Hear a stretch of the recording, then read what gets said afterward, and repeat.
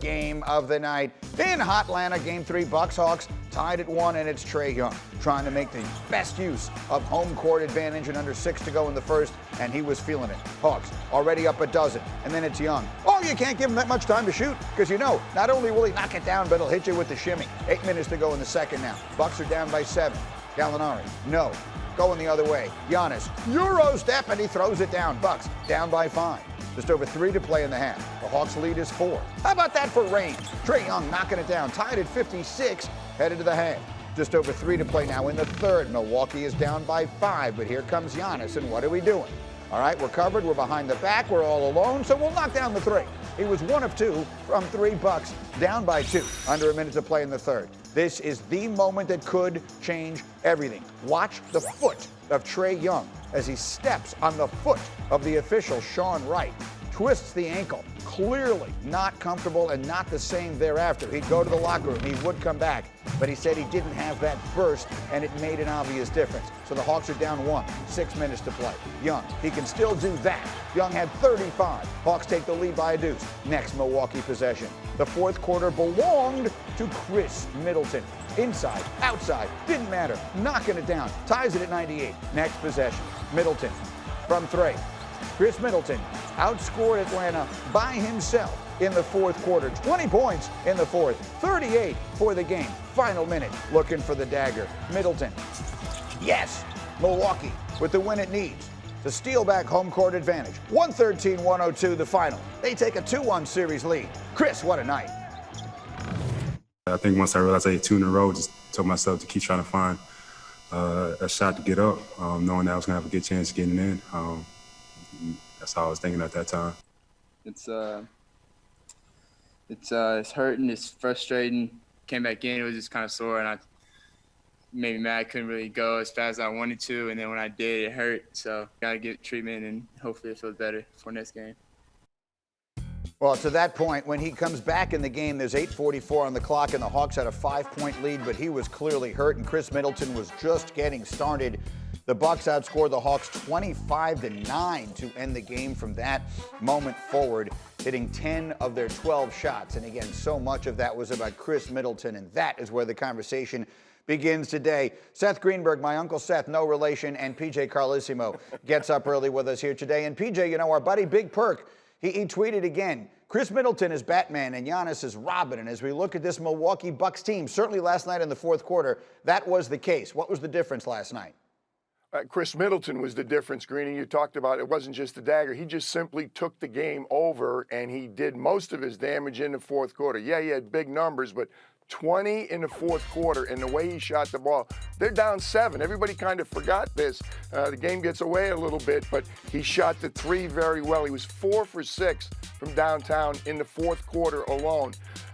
This is great passing. Connaughton drives man down. If Mark Jackson was here, he'd say man down. They move it. Connaughton to Tucker to guess who? He's on fire. Let's get him the ball.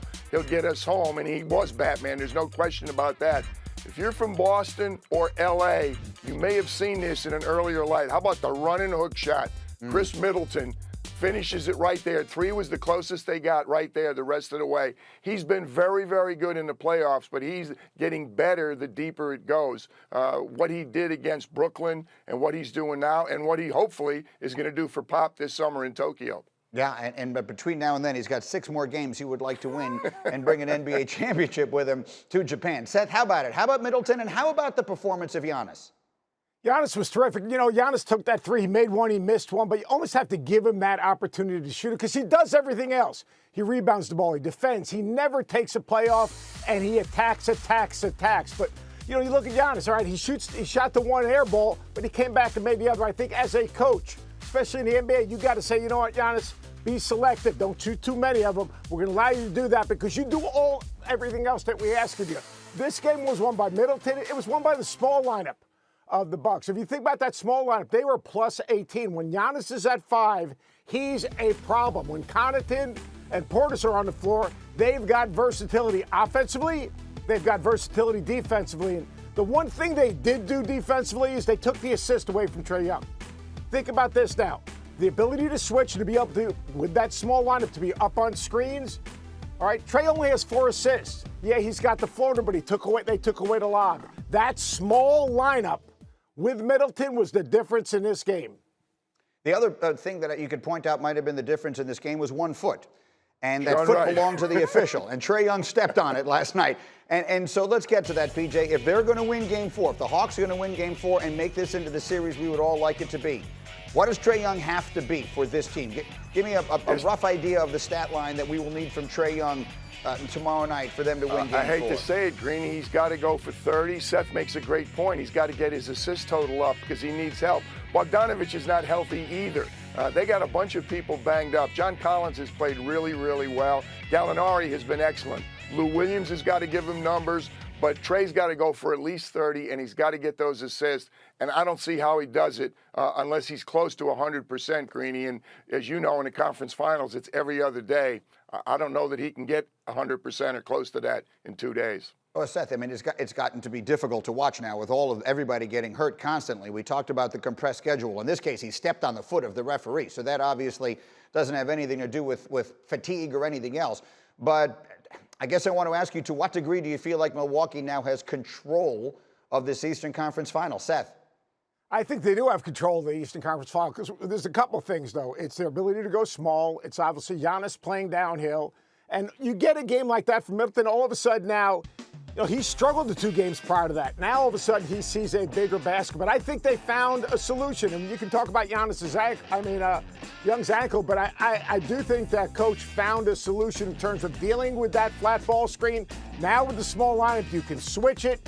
All right, you can stay up on it. You can do different things, deny him the basketball back. That small lineup, it's plus 18. That's real. That's a real number. When that small lineup wasn't on the court, they were minus 13. That small lineup is a difference maker. Thank you for watching ESPN on YouTube. For live streaming sports and premium content, subscribe to ESPN+.